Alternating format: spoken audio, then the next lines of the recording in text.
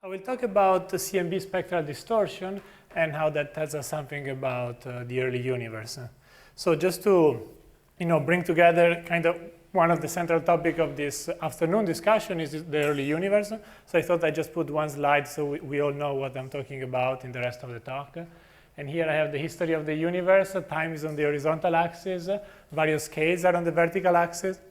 You can see we're living here during dark energy, and this thick black line is the size of the observable universe.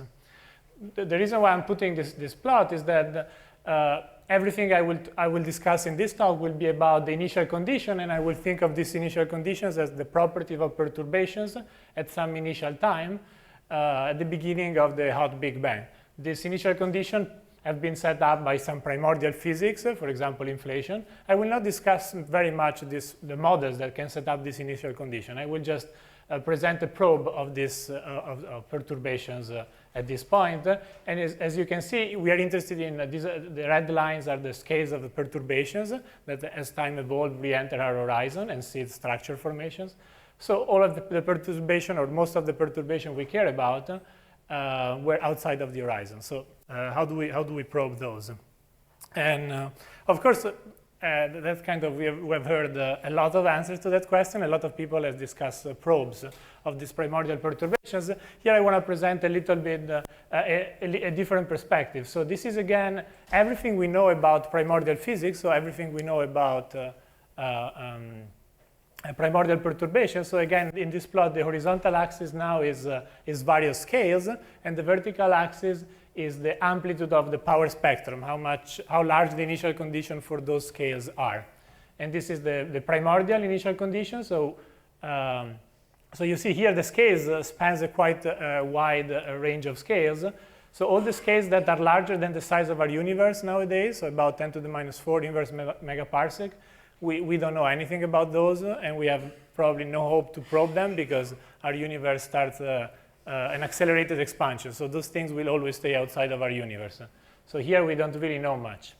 We have done an excellent, really amazing jobs in these 4 orders of magnitude between about maybe 3 orders of magnitude between 10 to the minus 4 and 10 to the minus 1 inverse megaparsec using cosmic microwave background and large-scale structure probes. We have really nailed down the properties of the perturbations to the % or better level in this window of scales. And that's where we have learned so much about the early universe. We have gained confidence in models of inflation, etc. We have probed Gaussianity to the sub% level, scale invariance. We found 5 sigma deviation, and so on and so forth. A lot of the things that have been discussed. What I want to point out is that the two main, or in fact kind of the whole probe that we have of the early universe, the CMB and large-scale structure, cease giving us information about at the same point. For the CMB, this happens when at L of about 2,000, if you want, you're going to call it 3,000, maybe 4,000 if you want to go to polarization. But in a log scale, this is all the same point. So this corresponds to K of about 0.1. And the reason is that there is silk damping. So the scales that, the waves that had a smaller wavelength than this have been completely erased. So there is no way to see them now in the CMB. They're just not there. And large-scale structure, for a completely different reason, happens to have exactly the same range, to cover the same range, which is kind of remarkable. The main reason is that in large-scale structure, perturbations start evolving non-linearly nowadays at a scale which is of order of a few megaparsecs, so 0.2 inverse megaparsec, which happens to be more or less at the same region. And so for scales that are very nonlinear, it's hard to extract any primordial information. So the main point is that we know a lot, but we know a lot on a very specific window of primordial perturbations. Can we extend our information? And that's what the whole talk is about. Extend our information. If you think of inflation, this would be tiny foldings of inflation. Can we know about something more than these tiny foldings? And this is kind of the metaphor that I want to start the talk with. Imagine that you have a nice house. You and your partner 20 years ago had a mortgage on the house. You spent a lot of money, but you really got some nice window on your wall. You really see the power spectrum very well, or actually this green hill, whatever it is. And you really have had this nice view for 20 years, and now it's getting very, very crisp. And now you want to know what, you're almost, you start having more money because 20 years has passed, and now you're thinking, well, maybe I should like open another window next to it. It's going to cost some money, take some time, but I can do it, why not? Let's just look at what is it out there. And there are kind of a couple of possibilities. Either it is you confirm the model as you think it is. Yeah, it's just some nice green rolling window. Or maybe you even go ahead and find something which is remarkable, and you learn and you challenge the current paradigm. Maybe it's a green monster with the eyes the color of the mouth or something. Joking apart, I think it's interesting. If we can do it, it's interesting to look at another region of primordial perturbations. So that's what this is about. And if you can take home just one slide or just one plot in the whole talk, this is it. This is what cosmic microwave background and large-scale structure tells us about. But if we study more in detail the spectrum of the CMB, we can learn about all these scales. So as you can see graphically here, we can almost double the amount of information about primordial perturbations. Okay? So twice as much information. And so we can ask all the questions that now we know the answer in very detail. So now we can ask all these questions again about smaller perturbations. And it turns out, as I will discuss, that the spectrum of the CMB allows us to probe modes that are between 50 and 10 to the 4 inverse megaparsecs. So these are tiny scales, fraction of a kiloparsec. So really small. We would have no other way to probe them except for this. And we can study the power spectrum, we can probe non-Gaussianity, and a series of other things.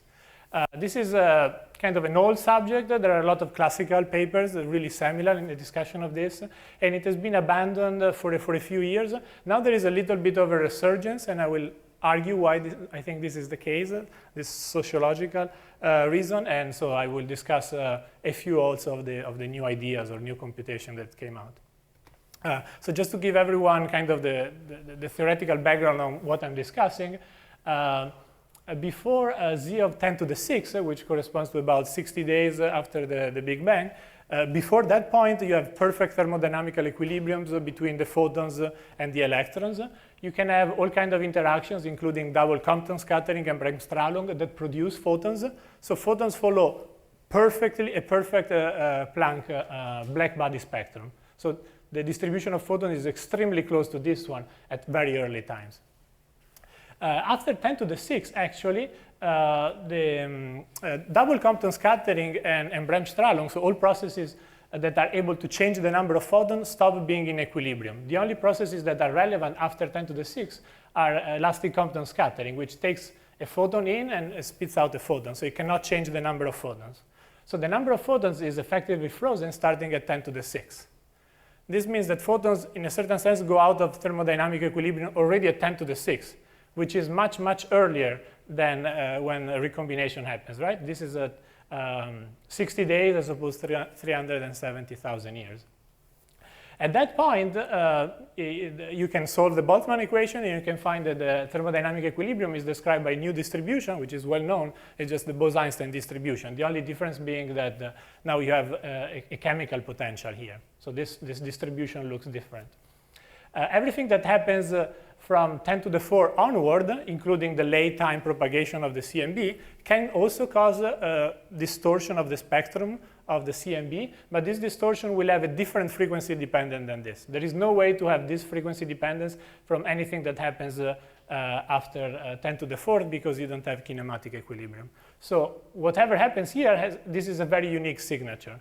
So what I'm saying now is that if we were to measure the spectrum and probe mu, this would be a direct probe of what happened between 10 to the 6 and 10 to the 4, or if you want, in the first 300 years of our universe.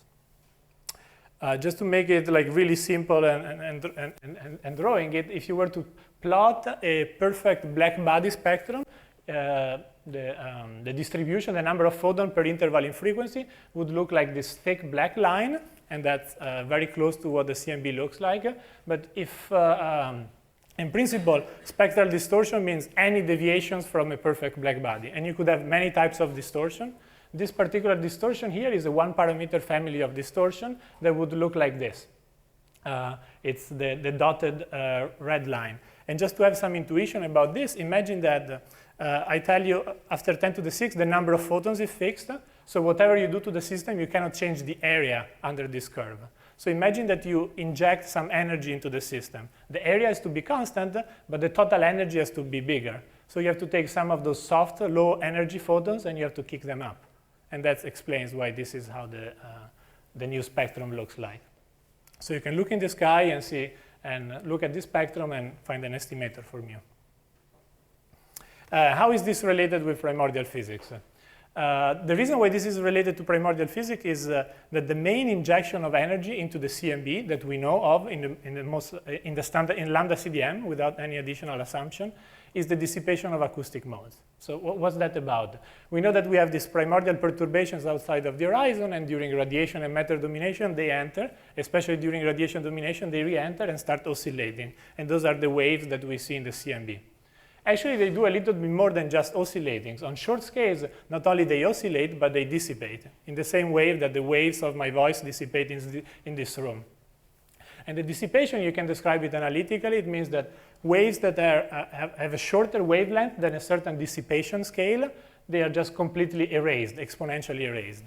And this dissipation length, if you go through the numbers, is something that cuts out more and more of this wave as time goes on.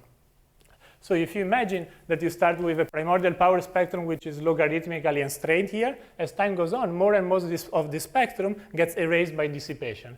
If you wait all the way to recombination, you only see scales that are above L of 2 or 3000. The fact is that this energy must go somewhere. These waves have energy, and the energy cannot disappear, and in fact it goes into photons. And this is a source of energy injection. It's easy to estimate how large this energy injection is. It must be proportional to the energy of the wave, which is proportional to the amplitude square. And the amplitude square of these waves is just the primordial power spectrum. You can easily show that mu, the parameter that I showed in the previous slide, is just proportional to the energy. So it's proportional to the power spectrum itself. So mu is a direct measurement of the integrated power spectrum on these very small scales. And this is the main point. If you run the numbers on which scales dissipate when, you find between 50 and 10 to the 4 inverse megaparsec. So really, really tiny scales. So the simplest thing that you can do is that you make an experiment, for example, FIRUS, that goes out and measure the spectrum of the CMB all over, and then you just average across the whole sky. So you just look at the monopole of this thing. And if you find any deviation from a black body, then you can fit for mu, and that's what you find. If you find any mu, that's the direct measurement of the power spectrum. And this would be the first probe that we have of e-foldings that are away from the CMB and large-scale structure window. So this is really opening up the possibility of having a power spectrum that has different properties, that is not just slightly tilted. And the estimate, the number, the type of precision that you need to reach to see this type of signal is approximately mu. You need to reach the precision in mu, which is of order of the power spectrum, which is like 2 times 10 to the minus 9. But in fact, there are factors of 3 and factors of log. So the actual number turns out to be more like mu of the order 10 to the minus 8. So this is already very interesting. It's something we don't know, so I think it's a unique probe. There is actually something more that you can do. In a Gaussian cosmology, you can convince yourself that this is all that there is. In the Gaussian cosmology, if you make a map of the mu distortion, this map would look isotropic to an extremely high precision. In fact, to a part in probably a million or so. So it would be very hard to improve on that.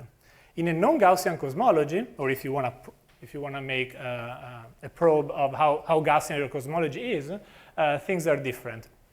So the first message is the monopole gives you the power spectrum. The anisotropies actually can tell you about non-Gaussianity. And the way you can understand this is the following. Imagine that you live in a non-Gaussian universe. That means that there is some 3-point correlation among your primordial perturbations. And there are many shapes. The one I'm considering here is both well-known and the most relevant for this type of signal. So I'm taking just one particular type of non-Gaussianity known as local non-Gaussianity.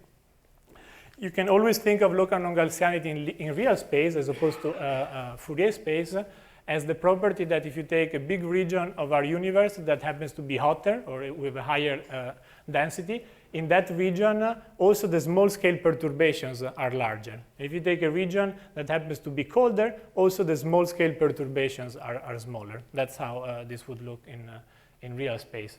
So if you take this type of universe, well, in this part of the universe that happened to be hotter, there were also more short-scale perturbations, so there were more energies more waves at the beginning. More waves meant more energy got dissipated, and therefore a larger mu distortion got created.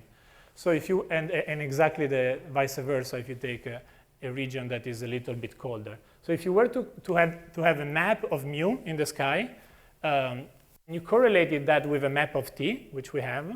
The correlation, of course, would be proportional to FNL, because where it's colder, mu is larger, and larger exactly by the amount FNL. So the two-point correlation function between these two probes is a direct probe of local non-Gaussianity. Now, of course, you can say, well, local non-Gaussianity has already very strong bounds. The first thing that I want to specify is that here you're probing non-Gaussianity in configurations that have a wavelength that it is 5 orders of magnitude or more shorter than the one we are actually probing in Planck. So we don't actually know how large that is. So this would be a new constraint. It doesn't have to be better than Planck to be interesting. This is just something we have never probed. And the other thing that I want to mention about non-Gaussianity that I think is also interesting is kind of really looking into the future and just thinking what is the limiting factor. So let's just do this theoretical exercises on seeing what is the cosmic variance limit that we get on various probes of primordial local non-Gaussianity. So we have CMB probes, large-scale structures, and this spectral distortion. CMB is a two-dimensional probe, and so is mu, so you just have a two-dimensional map. While large-scale structure, you can definitely measure, you can get a three-dimensional map. And as I was saying, unlike CMB and large-scale structure, mu can probe scales that are much, much smaller. So they go all the way to 10 to the 4 inverse megaparsec. So the number of modes, if you were to count them, there would be 1,000,000 times more modes in mu than there are in a three-dimensional large-scale structure. Sorry, yeah, 100,000 more modes in mu than there are in a large-scale structure three-dimensional survey. So clearly, if you manage to get to the cosmic variance limited, you could beat down the errors of an FNL by a large amount. Of course, this is very hard experimentally, and surely there are other challenges, but it's a theoretically very clean and very promising probe. And here, this is basically the estimate.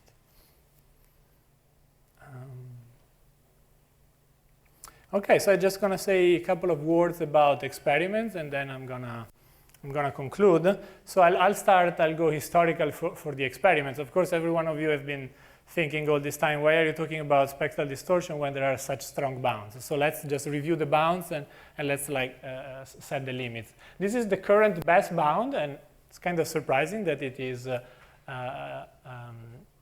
It comes from Firas, so some 20, 25 years old experiment, but that's still the best bound that we have. And the bound of mu is of order of 10 to the minus 4.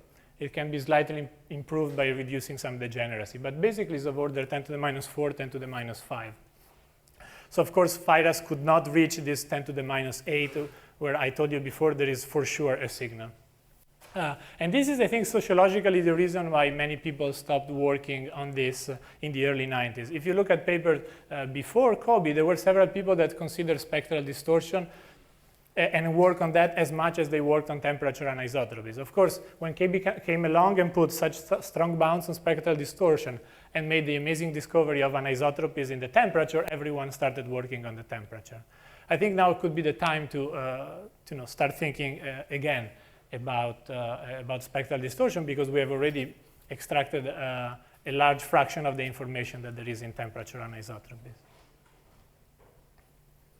So coming to the present, of course, well, several people have mentioned it. Brad also shows some plots. Here I'm showing other ways that we have to use spectral distortion and how we are using it nowadays. This is a map of spectral distortion, but spectral distortion of another shape. This is called the Y-type spectral distortion, so it obeys a different frequency dependence. And this is something that things like clusters can generate. This is, of course, very interesting, but it allows us to probe more late universe properties rather than early universe. And this is the Planck sky map.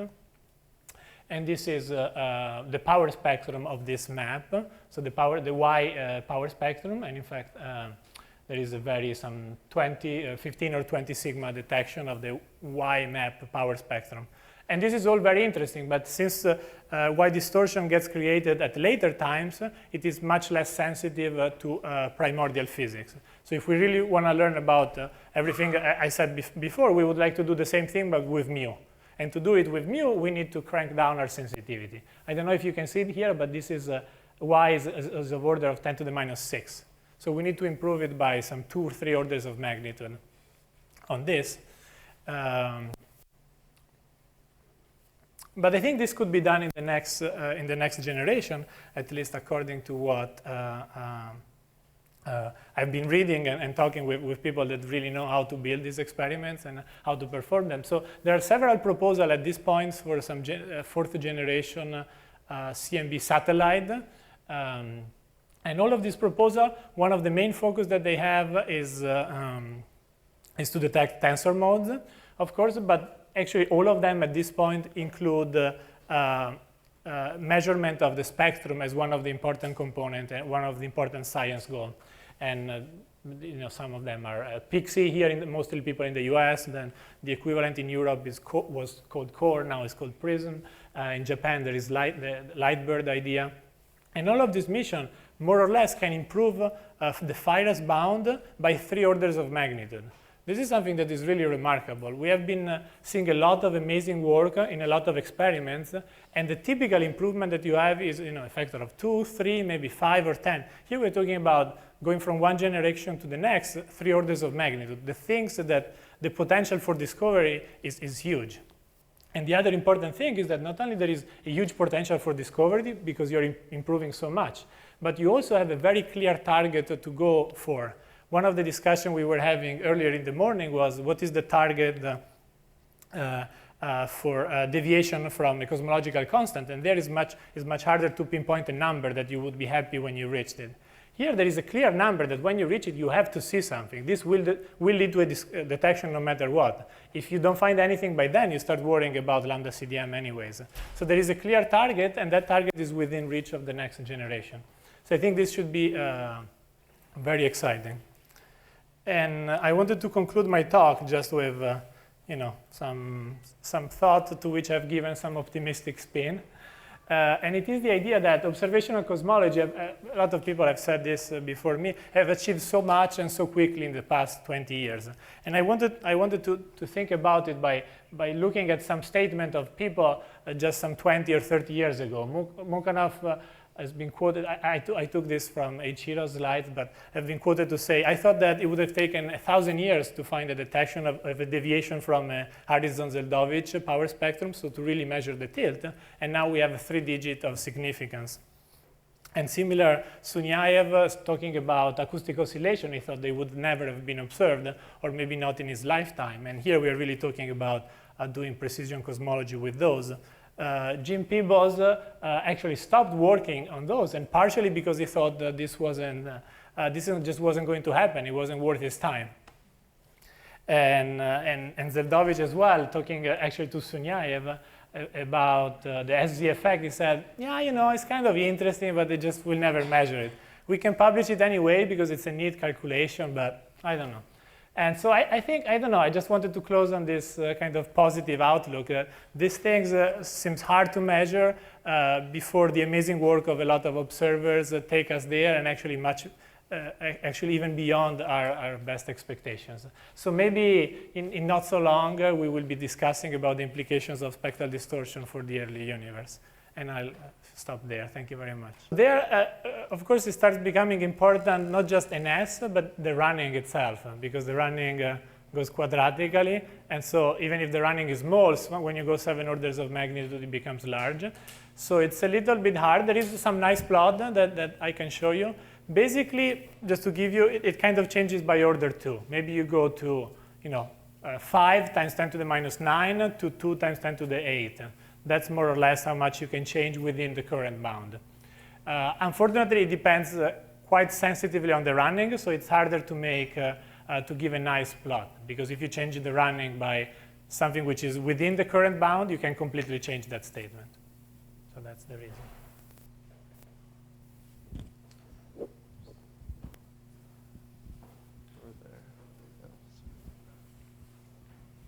One thing I can't help noticing from these quotations is that Roger Blandford is a lot more gutsy than most theorists.